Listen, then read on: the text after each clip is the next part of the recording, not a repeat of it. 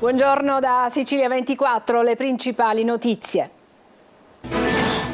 Inaugurazione anno giudiziario in Sicilia, a Palermo mancano i magistrati, il distretto di Catania tra i più esposti su devianza minorile e dispersione scolastica. Il presidente della Corte d'Appello ha ricordato il giornalista Natale Bruno, morto prematuramente lo scorso agosto. Dopo l'assoluzione esprime gioia e soddisfazione Mario Ciancio Sanfilippo, rispetto e fiducia nella giustizia anche dopo un lunghissimo e assai faticoso percorso giudiziario.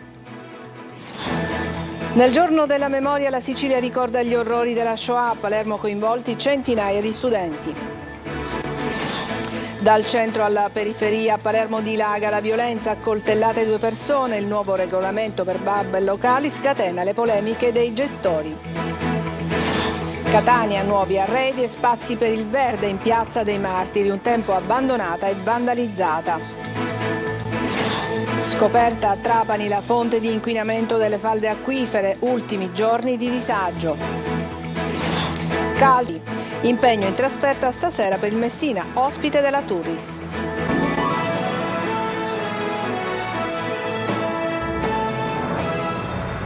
Bentrovati, partiamo e iniziamo con l'inaugurazione dell'anno giudiziario a Catania. Il presidente della Corte d'Appello etnea, Filippo Pennisi, nella sua relazione ha tracciato un bilancio in chiaroscuro, cala il numero dei procedimenti pendenti, ma si aggrava, ha detto, la carenza di organico e sui minori dice il distretto di Catania è tra i più esposti dal punto di vista della devianza minorile e la dispersione scolastica. Il presidente ha poi ricordato anche il collega di Telecolor Natale Bruno, morto prematuramente lo scorso agosto. Sentiamo Emanuela Corsi. Il distretto di Catania si segnala come uno dei territori più esposti dal punto di vista della devianza minorile, che matura in contesti altamente degradati e spesso controllati dalla criminalità organizzata. A questo si aggiungono allarmanti dati sull'abbandono scolastico, che nella città metropolitana di Catania si attesta attorno al 25,2%.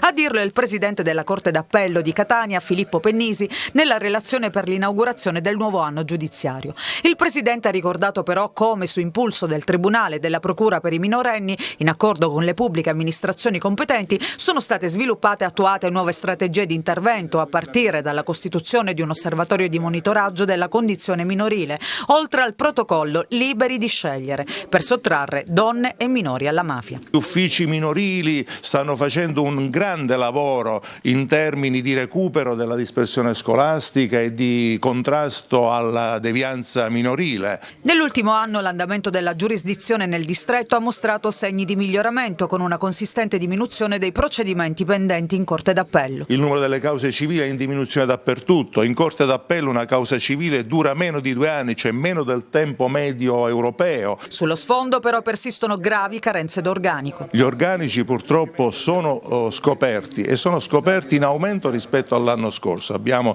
delle vacanze superiori e questo naturalmente preoccupa molto anche in termini di raggiungimento degli obiettivi che il PNRR ci impone da qui al 2026. In apertura del suo discorso il presidente Pennisi ha rivolto un pensiero al nostro collega Natale Bruno, scomparso prematuramente lo scorso 23 agosto. Consentitemi qui di ricordare la figura del cronista Natale Bruno, giornalista sempre presente a queste cerimonie, prematuramente scomparso lo scorso mese di agosto. Mancano i magistrati e la giustizia è in affanno. Nella stessa procura che un anno fa era sulla bocca di tutti per la cattura di Matteo Messina Denaro, oggi lavora con il 14% in meno di PM rispetto alla pianta organica. Anche negli uffici della Procura Generale e del GIP le cose non vanno meglio. Da Palermo Maglio Viola. Cresce la domanda di giustizia ma non crescono gli organici dei magistrati, al contrario non vengono coperti neanche i ruoli già previsti e la lentezza della giustizia è anche colpa di questa carenza di giudicanti e di inquirenti. È l'allarme del procuratore generale della Corte d'Appello di Palermo, Matteo Frasca, un distretto che ha vasta competenza non solo sulla città ma anche su Termini Imerese, Trapani, Marsala, Sciacca e Agrigento. Le carenze di magistrati sono chiare e censite, nel complesso mancano 32 magistrati ogni 100 in pianta organica. La situazione peggiore in Procura Generale con con una carenza del 20%, ma mancano anche i PM, circa il 14%. Va un poco meglio in tribunale, dove la carenza si attesta all'11%, ma questa stessa carenza di magistrati cresce invece in modo esponenziale negli uffici del GIP, cosa questa che rischia di far impantanare inchieste già concluse che aspettano il vaglio del giudice terzo. Tutto questo è stato al centro dell'inaugurazione dell'anno giudiziario nel distretto di Palermo, un territorio vasto e variegato che non deve fare i conti soltanto con la mafia, ma adesso anche con la crescita dei reati comuni e di quelli violenti da strada. Compiacimento di Mario Ciancio Sanfilippo dopo la sentenza del Tribunale di Catania che lo ha assolto dall'accusa di concorso esterno in associazione mafiosa, perché il fatto non sussiste. Accolgo, dice con gioia e soddisfazione, il pronunciamento del Tribunale di Catania, giunto a esito di un lunghissimo e assai faticoso percorso, nel corso del quale ho sempre riservato rispetto e fiducia nella giustizia. Desidero porgere, aggiunge Ciancio Sanfilippo, un sentito ringraziamento ai miei avvocati, encomiabili per professionalità e dedizione, e a tutti coloro i quali nel corso di questi anni mai mi hanno fatto mancare stima, affetto e sostegno. A Palermo anche gli studenti partecipano al ricordo della Shoah, in centinaia si sono riuniti a Palazzo Politeama. Sentiamo Francesco Triolo. In 400 hanno affollato il teatro Politeama. Gli studenti palermitani hanno voluto così partecipare all'iniziativa Shoah, il valore della memoria per la costruzione del futuro, organizzata da tutti i Rotary Club dell'area Panormus in collaborazione con il Comune di Palermo, l'Ambasciata della Repubblica di Polonia in Italia, il Consolato Onorario della Repubblica di Polonia a Palermo. Un evento commemorativo che ha coinvolto diverse scuole palermitane che per l'occasione hanno prodotto degli elaborati multimediali sulla Shoah. I lavori sono stati condivisi in un vivido e genuino momento di riflessione e confronto, toccanti contributi video realizzati appositamente per questo incontro, una donna sopravvissuta ai campi di sterminio, Lidia Maksimovic, e il del direttore del Museo della Memoria di Auschwitz. Ancora diversi di interventi sul palco, dalla Fondazione Garivo ai due siciliani che hanno realizzato un fumetto sul tema. Obiettivo dei club Rotary dell'area Panormus è avvicinare le nuove generazioni al valore della memoria, al rispetto delle culture e delle diversità tutte, perché quanto è avvenuto sia da monito per il futuro. A Enna è finito agli arresti domiciliari un medico accusato di aver abusato di una ragazzina di meno di 14 anni che aveva in cura. All'uomo è stata contestata anche l'aggravante dell'abuso di autorità. Dal centro della Movida alla periferia di Laga, la violenza a Palermo, 2 persone sono state accoltellate. Intanto il nuovo regolamento sulla Movida scatena le polemiche dei gestori di pub e locali. Marco Gullà. Una nuova ondata di violenza esplode a Palermo, una situazione che alimenta insicurezza e paura. Nel centro della Movida e alla Noce un ragazzo di 25 anni e un uomo di 47 sono stati feriti a coltellate. Entrambi non sono in pericolo di vita, ma gli episodi creano ulteriore allarme per via del facile ricorso alle armi e alle maniere troppo forti con cui negli ultimi tempi vengono affrontate questioni anche banali.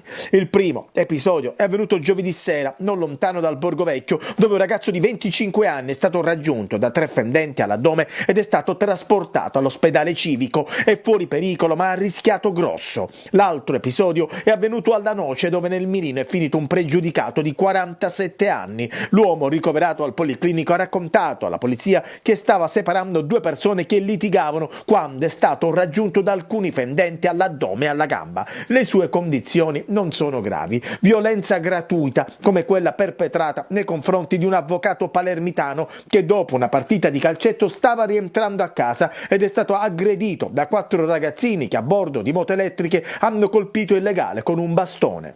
Intanto il nuovo regolamento della Movida, che sarà approvato nei prossimi giorni, scatena le polemiche dei gestori di pub per il divieto di trasmettere musica durante le serate, un provvedimento che molti titolari di locali ritengono assurdo e perciò faranno ricorso al TAR. A Palermo è stato trovato morto un cavallo questa mattina in viale Regione Siciliana. Quasi certamente partecipava alle corse clandestine che da anni si svolgono lungo l'asse che collega l'autostrada Palermo-Catania alla Palermo-Mazzara del Vallo.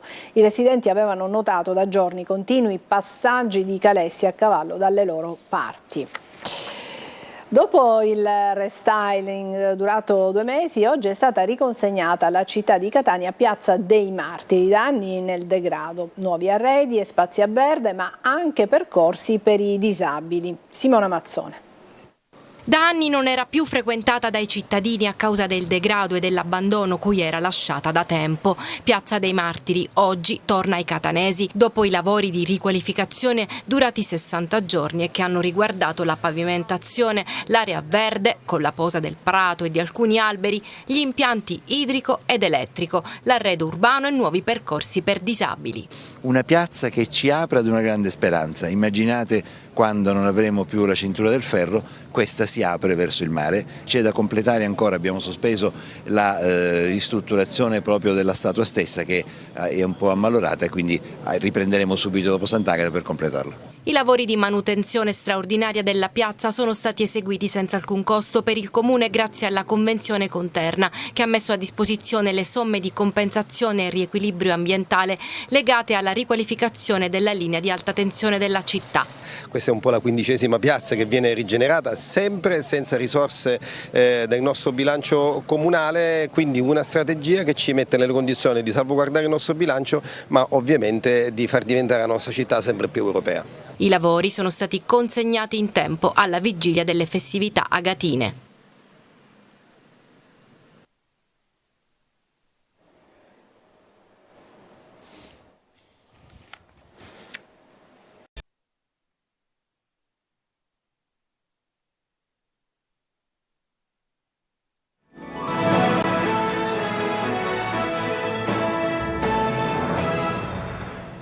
Proteste anche in Sicilia contro l'autonomia differenziata approvata al Senato. A Siracusa le preoccupazioni per le difficoltà del Sud. Francesco Aloi.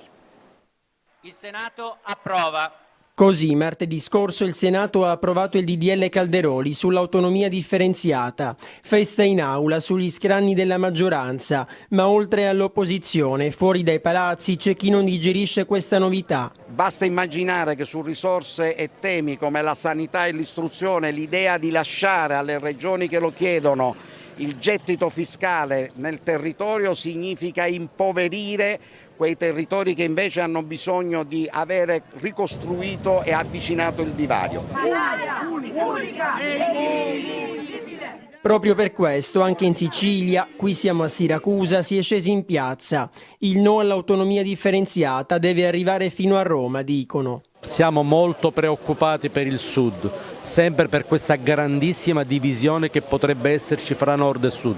11 articoli per 23 materie, dalla salute all'istruzione, dallo sport ai trasporti.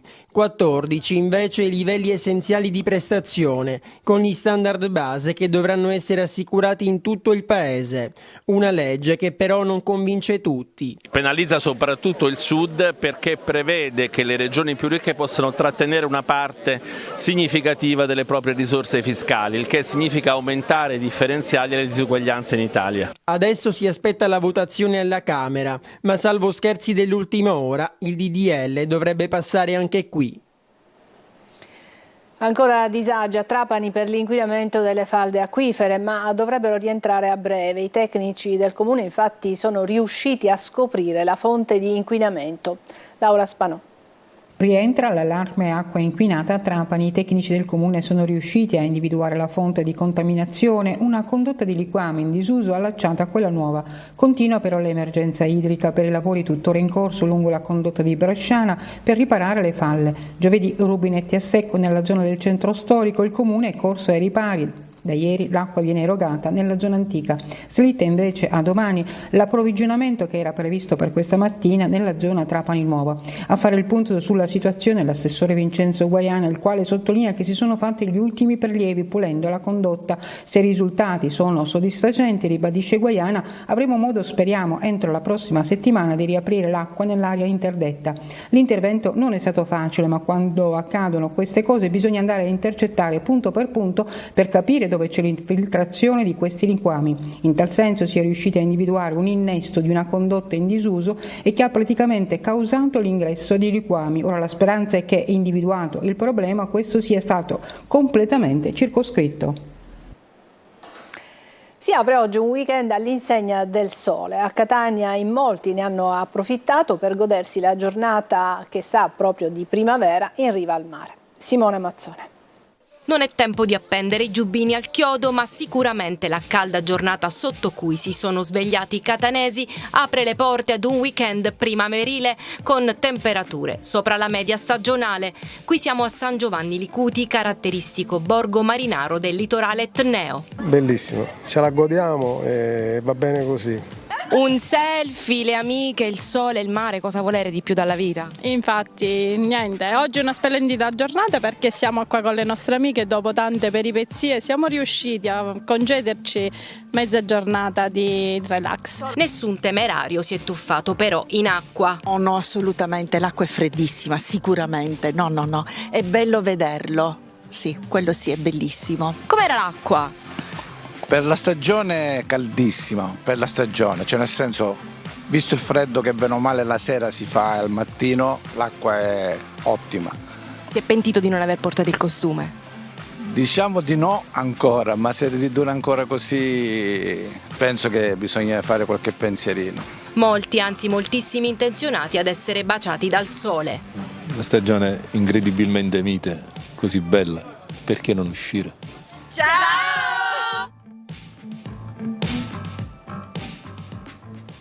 E alle 14.30, subito dopo il telegiornale, su Telecolor una nuova puntata del Punto. Ci ha raggiunto Luca Ciliberti. Quale sarà l'argomento di oggi? Ciao Delaia, oggi tanti argomenti, tutti diversi, tutti importanti. Cominceremo commentando la sentenza di assoluzione dell'editore Mario Cencio Sanfilippo, del nostro editore. Lo commenteremo con il direttore della Sicilia Antonello Piranio.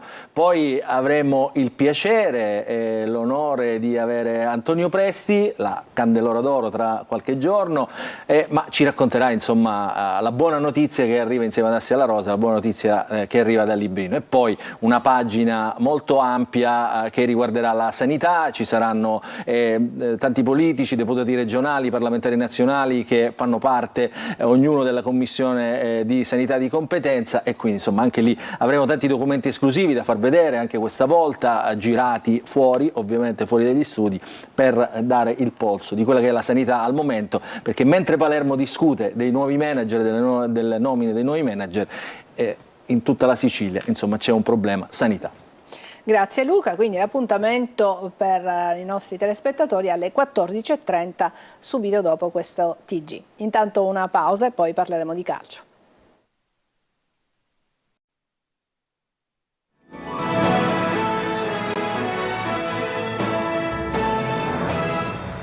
Eccoci al calcio, deludente pareggio, quello della partita tra Catanzaro e Palermo. Per i tifosi rosanero il Palermo doveva osare di più. Sentiamo Marco Gullà.